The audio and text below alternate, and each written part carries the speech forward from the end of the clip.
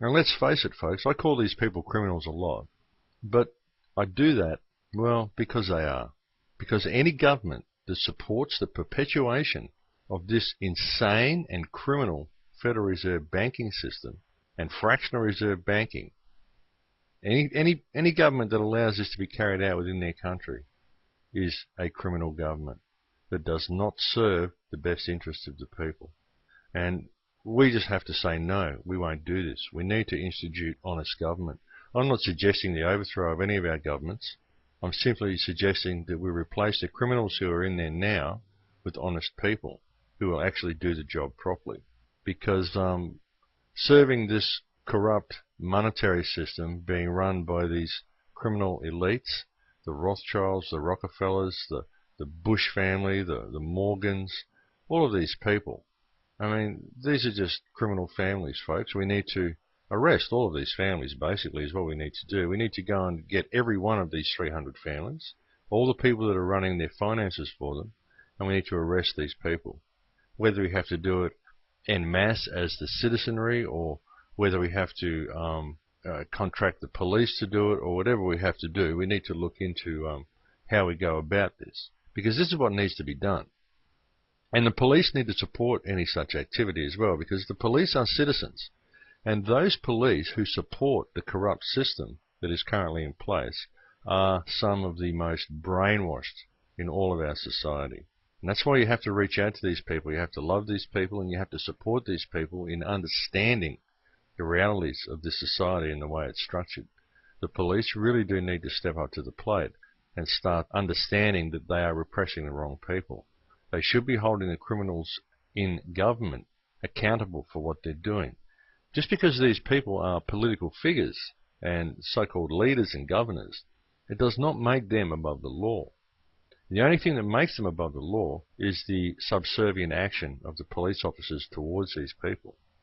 The police officers are there to police these people as much, if not more, than the citizenry. Because it is corporate crime, and it is political crime, and it is criminal activity at the highest levels in all of the governments in all of our countries and all of the corporations in all of our countries that is causing this damage to the world. Administrations that attempt to enact legislation that will effectively steal the water from the people and steal healthy food from the people and force the use of genetically modified crops and untested vaccines upon the people is a criminal administration. That's it, folks. If they're enacting pieces of legislation that are corrupt and that are removing your rights and that are stopping you from being able to eat fresh food, that are stealing your water, that are going out and waging war against other countries, then make no mistake, this is a criminal administration. They are not acting in the best interest of the people. The only reason most people think that they are acting in their best interest is because they believe that what they see on television is an accurate depiction of the real world. But it's not.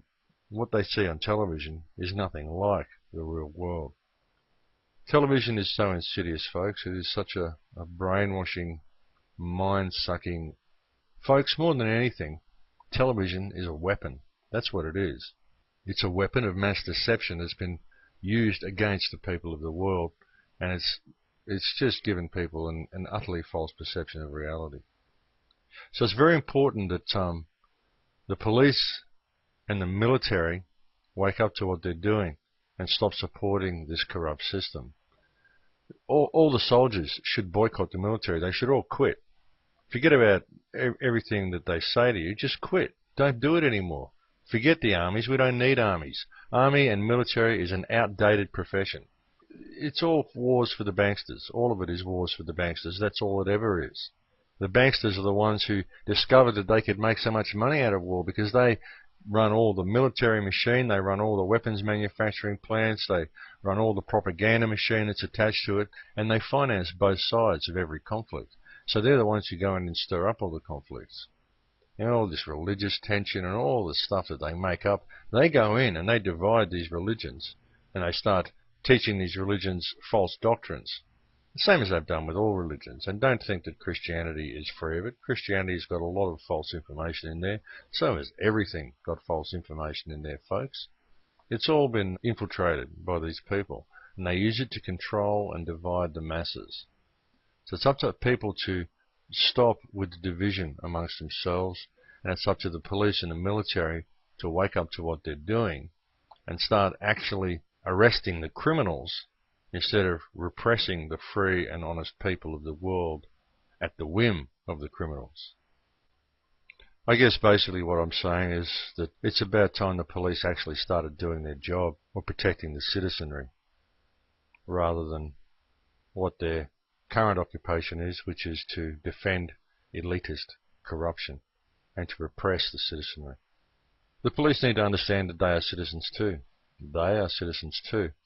And the military, they need to understand, all the people in the military, they need to understand that when they go to another country and they start bombing another country and stealing all their resources, that these are just people. These are simply just people trying to get along in the world. And that what's happening is that they are there to steal resources. They're not there to free anyone. We get total oppression. We get depleted uranium weapons and depleted uranium bombs being dropped on people under the name of freeing them and giving them liberty. It's doublespeak, folks. It's doublespeak. Everything they teach you is doublespeak. Don't believe a word of it. Stop listening to their propaganda on TV. Stop paying their taxes and financing their wars. Boycott their military.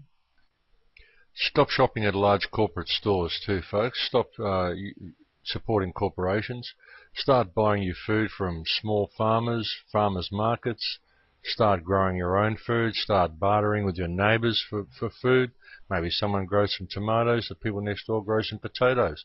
Swap a few. Things like this. I mean, start getting back to your roots a little bit. Stop obeying all of these corrupt laws that they're putting in place and start approaching the police to start doing their job and to hold these people accountable. But like I said before, you've got to treat the police as human beings. You can't hate the police. You've got to understand that the police are some of the most brainwashed members of society, because they are the ones who are going out and literally beating up their brothers and sisters and breaking people's arms. I've seen some horrific video footage of police breaking people's arms with nunchucks and things like this. I mean, these people are going and doing this because they're completely brainwashed. That's the only reason they're doing it, folks. So you can't hate these people. I mean, a lot of them are, very bad, very nasty sort of people. But you've got to understand that it is their experiences in life and what they have been taught to believe is reality that is making them act in this way. So you can't hate them.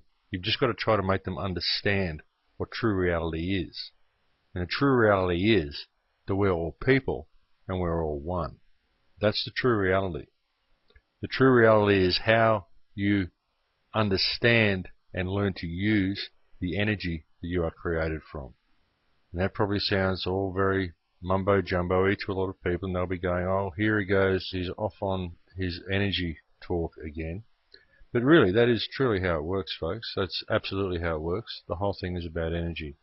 And it's important for people to understand how this energy works, because once people understand how the energy works, then they can put away the fear.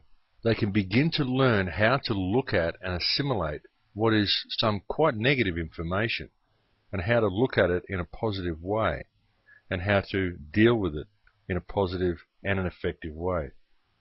And the first way of dealing with it is, of course, to alert other people to the truth. You really do have to talk about this stuff to people, folks, and don't worry whether they're going to call you a conspiracy theorist or what they're going to call you. Just sort of start pointing out a few facts to them and be gentle with them. It takes a lot to unprogram people. You've got to understand this.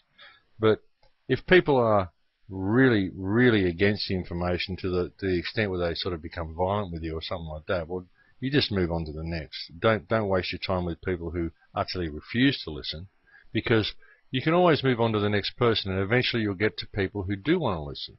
And the more awake these people become, the more they charge the field with positive energy, and eventually the sheep will wake up, because that's what sheep will do. They just follow. So you can't expect to be waking up 100% of people that you talk to. But even if you wake up 1 in every 100 people that you talk to, it's still worthwhile doing. And you still have to talk to people, because The power of good energy that we can produce, and the power of positive energy and the love energy and the right frequency that we can all resonate at, is far more powerful than the negative energy that is being generated by those who are in control.